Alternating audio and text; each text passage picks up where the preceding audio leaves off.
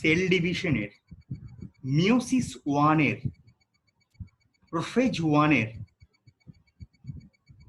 যে বিভিন্ন উপদশাগুলি রয়েছে সেই সম্বন্ধে আজকে আমি আলোচনা করব।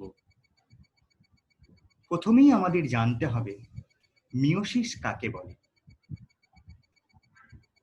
যে কোষ বিভাজন প্রক্রিয়ায় ডিপ্লয়েড জনন মাতৃকোষ পরপর দুবার বিভাজিত হয়ে অর্ধসংখ্যক ক্রোমোজোম বিশিষ্ট 4টি হ্যাপ্লয়েড অপত্য জনন কোষ গঠন করে,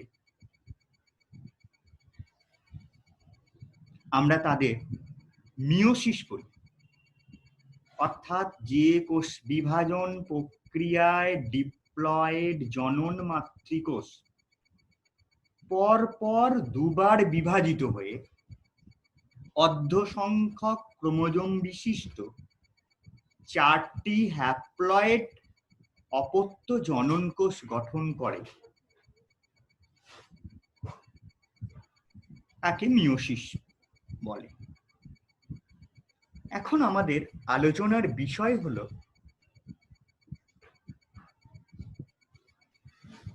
মিওসিস কোষ বিভাজনের প্রকারভেদ।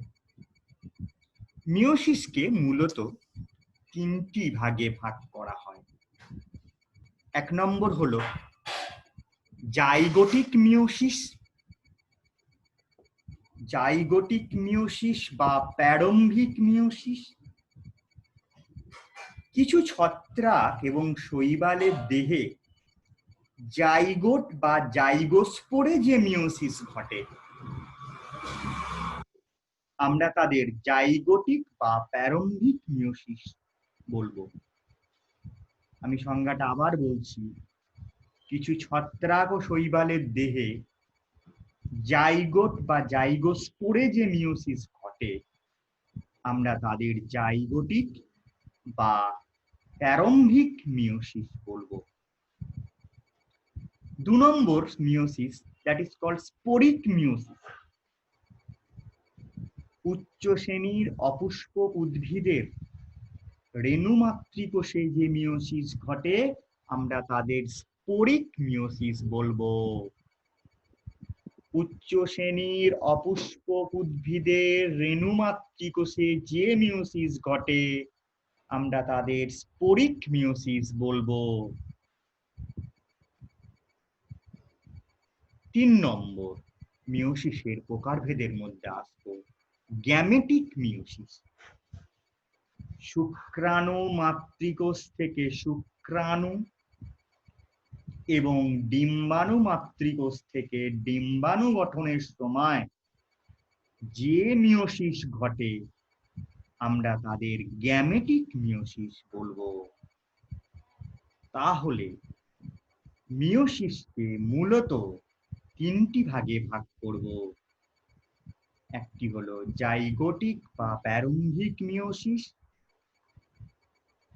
দ্বিতীয়টি হলো স্পোরিক মিওসিস, তৃতীয়টি হলো গ্যামেটিক মিওসিস। জাইগোটিক বা প্রারম্ভিক মিওসিস কিছু ছত্রাক এবং শৈবালের জাইগোটে বা জাইগোস্পোরে ঘটে। স্পোরিক মিওসিস কিছু অপুষ্পক উদ্ভিদের রেণু মাতৃকোষে ঘটে। গ্যামেটিক মিওসিস শুক্রাণু মাতৃকোষ থেকে শুক্রাণু এবং ডিম্বাণু মাতৃকোষ থেকে ডিম্বাণু গঠনের সময় গ্যামেটিক মিওসিস ঘটে।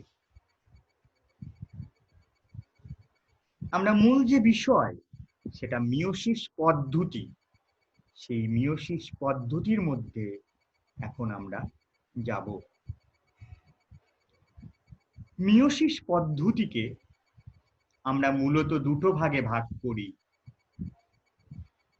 একটি হলো মিওসিস 1, অপরটি হলো মিওসিস 2। মিওসিস 1 কে আমরা 2টি ভাগে ভাগ করব। একটি হলো ক্যারিওকাইনেসিস 1, অর্থাৎ নিউক্লিয়াসের বিভাজন 1, আর একটি হলো সাইটোকাইনেসিস 1, অর্থাৎ সাইটোপ্লাজমের বিভাজন। ক্যারিওকাইনেসিস 1 এর চারটি ভাগ রয়েছে, সেটি হলো prophase one, metaphase one, anaphase one এবং টেলোফেজ ওয়ান। অন্যদিকে প্রোফেজ ওয়ানের আবার 5টি ভাগ রয়েছে, সেটি হলো লেপ্টোটিন, জাইগোটিন, প্যাকেটিন, ডিপ্লোটিন এবং ডায়াকাইনেসিস। মূলত আমাদের আলোচনার বিষয় হলো মিওসিস ওয়ানের, ক্যারিওকাইনেসিস ওয়ানের, প্রোফেজ ওয়ানের, লেপ্টোটিন, জাইগোটিন, প্যাকেটিন, ডিপ্লোটিন এবং ডায়াকাইনেসিস। অর্থাৎ এই 5টা উপদশা, লেপ্টোটিন, জাইগোটিন, প্যাকেটিন, ডিপ্লোটিন এবং ডায়াকাইনেসিস, এখানে কি কি ঘটনা ঘটবে সেটাই আমাদের আলোচনার বিষয়। অন্যদিকে মিওসিস টুকে আমরা বলবো, দুটো ভাগে ভাগ করব। একটি হলো ক্যারিওকাইনেসিস 2 আর একটি হলো সাইটোকাইনেসিস 2। ক্যারিওকাইনেসিসকে আমরা প্রোফেজ 2, মেটাফেজ 2, অ্যানাফেজ 2 এবং টেলোফেজ 2 এইভাবে ভাগ করব। কিন্তু এখানে কিন্তু এর কোনো উপদশা নেই, অর্থাৎ প্রোফেজ ওয়ানের মতো যে লেপ্টোটিন, জাইগোটিন, প্যাকেটিন, ডিপ্লোটিন এবং ডায়াকাইনেসিস যে উপদশা, সেটি কিন্তু এখানে অর্থাৎ মিওসিস 2 এ কিন্তু নেই। তাহলে এখন আমরা চলে যাব মিওসিস 1 এর, ক্যারিওকাইনেসিস 1 এর, প্রোফেজ 1 এর, লেপ্টোটিন, জাইগোটিন, প্যাকেটিন, ডিপ্লোটিন এবং ডায়াকাইনেসিস এই দশায় বা এই উপদশায় কি কি ঘটনা ঘটে সেই নিয়ে আলোচনা করব। প্রথমেই আমরা আসবো 1 নম্বর উপদশা, সেটি হলো লেপ্টোটিন। প্রথম মিওসিস বিভাজনের প্রথম প্রোফেজের অর্থাৎ প্রোফেজ 1 এর যে উপদশায় ক্রোমাটিন জালিকা খুলে যায় এবং ক্রোমোজোমগুলি একটি ক্রোমাটিড যুক্ত এবং ক্রোমাটিডে ক্রোমোনিমাগুলি অনুদৈর্ঘ্য বরাবর সুস্পষ্টভাবে সজ্জিত থাকে, তাকে আমরা বলবো লেপ্টোটিন। আমি যদি এই সংজ্ঞাটাকে এক্সপ্লেন করি তাহলে বলবো এই উপদশায় ক্রোমাটিন জালিকাগুলি খুলে যায়। আমরা দেখতে পাচ্ছি ক্রোমাটিন জালিকাগুলি খুলে গেছে এবং ক্রোমোজোমগুলি একটি ক্রোমাটিড যুক্ত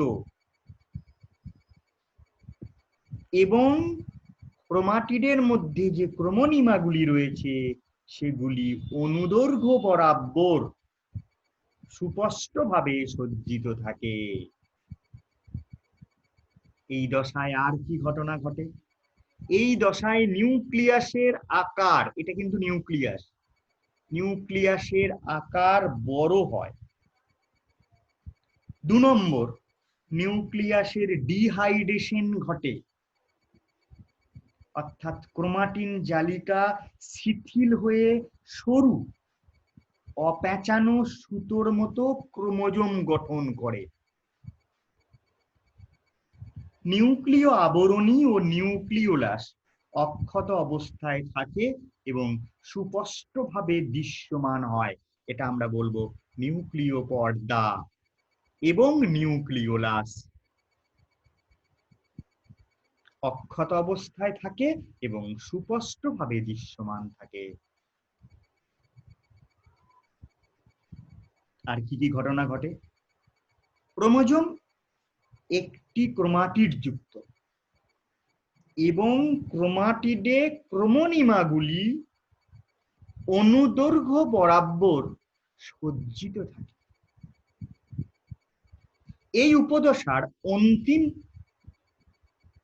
লগ্নে ক্রোমোজোমগুলি নিউক্লিয় আবরণীর সন্নিহিত অঞ্চলে ফুলের তোড়ার আকৃতি রচনা করে বা আকৃতির মতো গঠন রচনা করে। একে আমরা বলবো,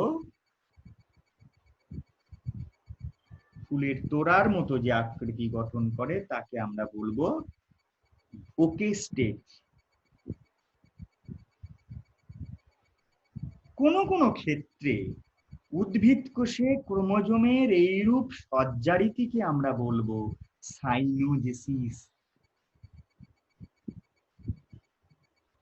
তাহলে আমরা লেপটোটিন উপদশায় যে যে বৈশিষ্ট্যগুলি লক্ষ্য করব সেটি হলো নিউক্লিয়াসের আকার বড় হবে, নিউক্লিয়াসের আকার অনেকটা বড় হবে, নিউক্লিয়াসের ডিহাইড্রেশন ঘটবে, এর ফলে যে ক্রোমাটিন জালিকাগুলি ছিল সেগুলো শিথিল হয়ে সরু অপ্যাঁচানো সুতোর মতো ক্রোমাটিড গঠন করবে।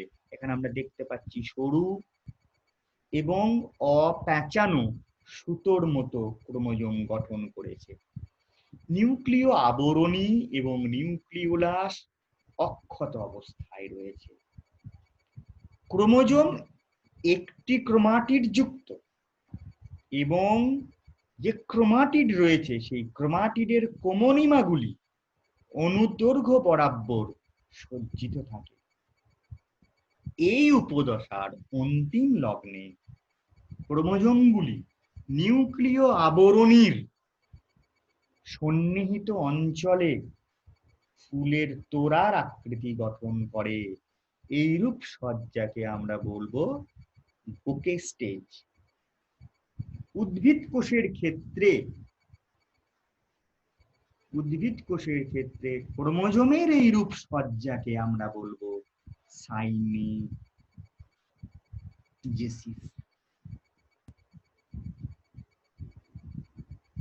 এবার আমরা আসব নেক্সট উপদশায়, সেটি হলো জাইগোটিন উপদশা। জাইগোটিন উপদশার যে সংজ্ঞা সেটি কি? মিয়োসিস কোষ বিভাজনের বা প্রথম মিয়োসিস কোষ বিভাজনের প্রথম প্রোপেজের যে উপদশায় সমসংস্থ ক্রোমোজোমগুলি জোর বাঁধে এবং সাইন্যাপটোমিনাল কমপ্লেক্স গঠিত হয়, আমরা তাদের জাইগোটিন বলবো। আমরা ছবিতে দেখতে পাচ্ছি এরা হলো হোমোলোগাস ক্রোমোজোম। আর এই হোমোলোগাস ক্রোমোজোম, এরাও হোমোলোগাস ক্রোমোজোম।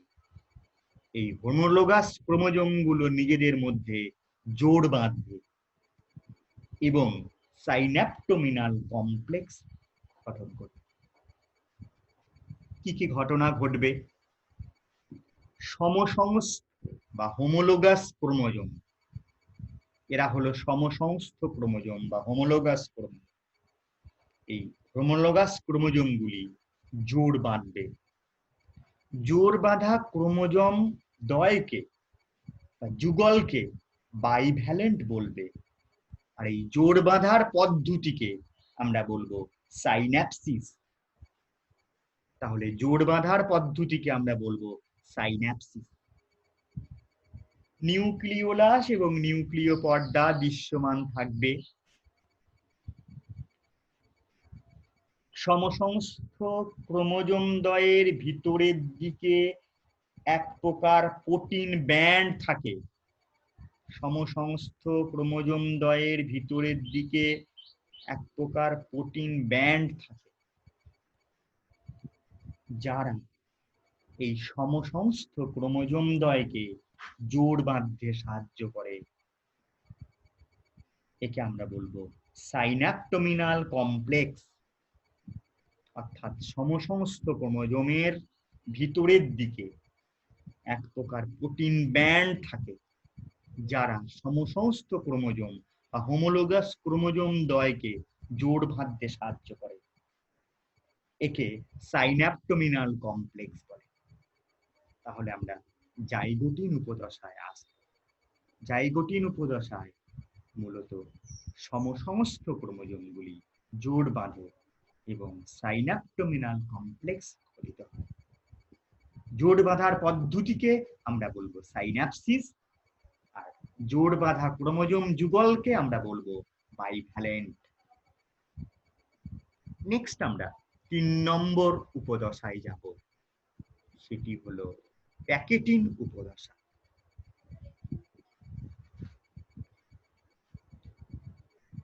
সেই একই রকম প্রথম মিয়োসিস বিভাজনের প্রথম প্রোফেজের যে উপদশায় সমসমস্ত ক্রোমোজোম জোড়া অর্থাৎ যারা ছিল বাইভ্যালেন্ট, এই বাইভ্যালেন্ট থেকে টেট্রাড গঠিত হয়।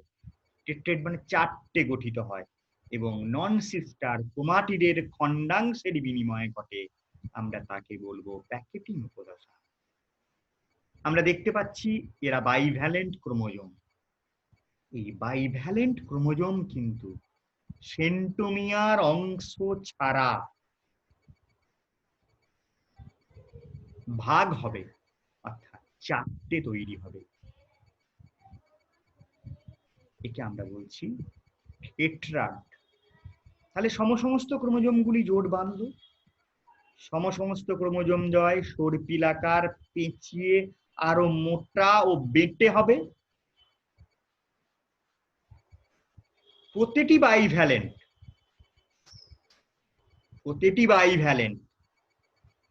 এরা ছিল বাইভ্যালেন্ট কিন্তু এখন হয়ে গেছে চারটে, অর্থাৎ যদি আমি সংক্ষেপে বলি তাহলে দুটি সাদা এবং দুটি কালো, অর্থাৎ চারটে হয়ে গেছে।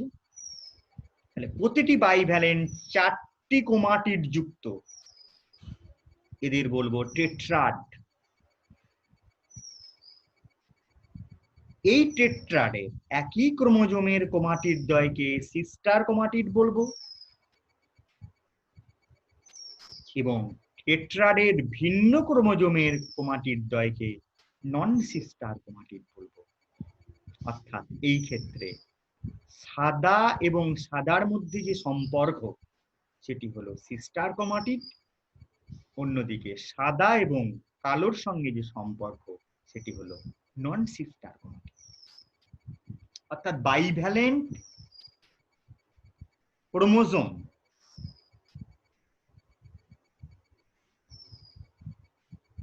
দুটি করে ক্রোমাটিড সৃষ্ট হয়, অর্থাৎ মোট চারটি হয়, চারটি করে ক্রোমাটিড হয়, একে বলবো টেট্রাড। এখন এই টেট্রাডের নন সিস্টার ক্রোমাটিড দ্বয়ের মধ্যে একাধিক স্থানে নন সিস্টার ক্রোমাটিড গুলি সংলগ্ন হবে এবং ইংরেজি এক্স অক্ষরের মতো হবে, একে বলবো কায়াজামাটা। যে প্রক্রিয়ায় নন সিস্টার ক্রোমাটিডের কায়াজমা অংশে খণ্ডাংশের বিনিময় ঘটে তাকে বলবো ক্রসিং ওভার। কি আমরা অন্য অপর একটি চিত্রের সাহায্যে দেখি। এই দুটো হলো হোমোলোগাস ক্রোমোজোম, সমসমস্ত ক্রোমোজোম। এই হোমোলোগাস ক্রোমোজোম অর্থাৎ একটিকে আমরা সাদা একটিকে কালো হিসেবে দেখিয়েছি। এই হোমোলোগাস ক্রোমোজোম সেন্টোমিয়ার অঞ্চল ছাড়া ভাগ হবে এবং চারটি ক্রোমাটিড গঠন করবে। এই চারটি ক্রোমাটিডকে আমরা বলবো টেট্রাড। এখন আমরা বললাম এই টেট্রাডের নন সিস্টার ক্রোমাটিড দ্বয়ের মধ্যে, অর্থাৎ সাদার সঙ্গে কালো, টেট্রাডের নন সিস্টার ক্রোমাটিডের মধ্যে এক বা একাধিক স্থানে দেহাংশের বিনিময় ঘটবে এবং এক্স অক্ষরের মতো একটা স্থান তৈরি হবে। এই এক্স অক্ষরের মতো স্থানটিকে বলবো কায়াজামাটা, আর এই প্রক্রিয়াকে বলবো ক্রসিং ওভার। এর ফলে যে নতুন ক্রোমোজোমের সজ্জা, সেখানে কিন্তু এই রকম রিকম্বিনেশন হবে, অর্থাৎ ক্রসিং ওভার ফলে ক্রোমোজোম দুটিতে জিনের নতুন বিন্যাস ঘটেছে, অর্থাৎ সাদার মধ্যে কিছু কালো এসছে আর কালোর মধ্যে কিছু সাদা এসছে, অর্থাৎ এই ক্রোমোজোমের বৈশিষ্ট্য এখানে এসেছে। একে আমরা বলবো রিকম্বিনেশন। অর্থাৎ এই যে প্যাকেটিন উপদশা, এই প্যাকেটিন উপদশায় সমসমস্ত ক্রোমোজোমগুলি জোড় বাঁধে এবং সেখান থেকে টেট্রাড গঠিত হয়, অর্থাৎ চারটে গঠিত হলো টেট্রাড। আর এই টেট্রাডের নন সিস্টার ক্রোমাটিড দ্বয়ের মধ্যে খণ্ড বিনিময় হয় এবং যে স্থানে ঘটে তাকে বলবো কায়াজমা, আর এই পদ্ধতিকে বলবো ক্রসিং ওভার। আর এই ক্রসিং ওভারের ফলে নতুন বৈশিষ্ট্যযুক্ত ক্রোমোজোম দুটিতে জিনের নতুন বিন্যাস ঘটে, একে আমরা বলবো রিকম্বিনেশন।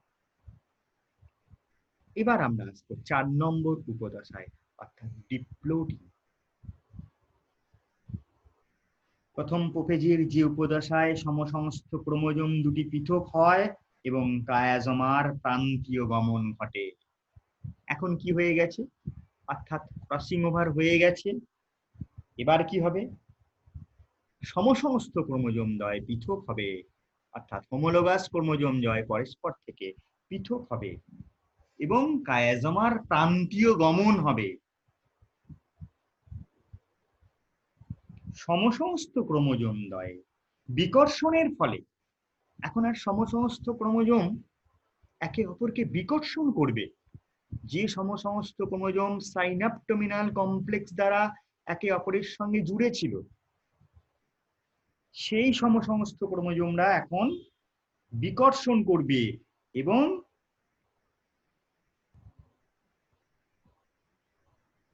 সেন্ট্রোমিয়ারের উভয় দিকে ক্রোমোজোমের প্রান্তের দিকে সরে যাবে।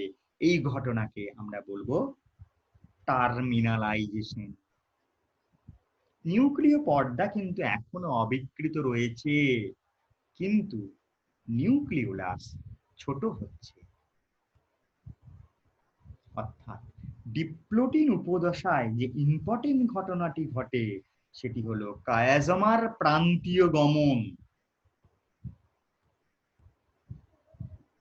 এবং সমসমস্ত ক্রোমোজোম পরস্পর থেকে দূরে সরে যাওয়া। আমরা লাস্ট উপদশায় আসব, সেটি হলো ডায়াকাইনেসিস। এখানে সমসমস্ত ক্রোমোজোম গুলি আরো ছোট হয়, মোটা হয়। কায়াজমার প্রান্তীয় গমন আরো বেশি হয়। নিউক্লিওলাস ও নিউক্লিয় আবরণীর বিলুপ্ত ঘটে। আস্তে আস্তে নিউক্লিওলাস কিন্তু বিলুপ্তি হচ্ছে। ধীরে ধীরে বেম বা স্পিন্ডল গঠিত হচ্ছে। তাহলে ডায়াকাইনেসিসের ক্ষেত্রে কায়াজমার প্রান্তীয়করণ ঘটবে এবং কায়াজমার সংখ্যা হ্রাস পেতে থাকবে। নিউক্লিওলাস ও নিউক্লিয় আবরণীর বিলুপ্তি ঘটবে। তাহলে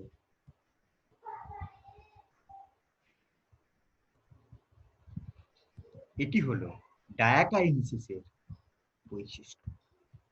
তাহলে আমরা মিয়োসিস কোষ বিভাজনের প্রথম প্রোফেজের যে লেপ্টোটিন, জাইগোটিন, প্যাকেটিন, ডিপ্লোটিন এবং ডায়াকাইনেসিসের কি কি ঘটনা ঘটে সেগুলি আলোচনা করলাম। 11 পরীক্ষার জন্য এই অংশটি ভীষণ উপযোগী।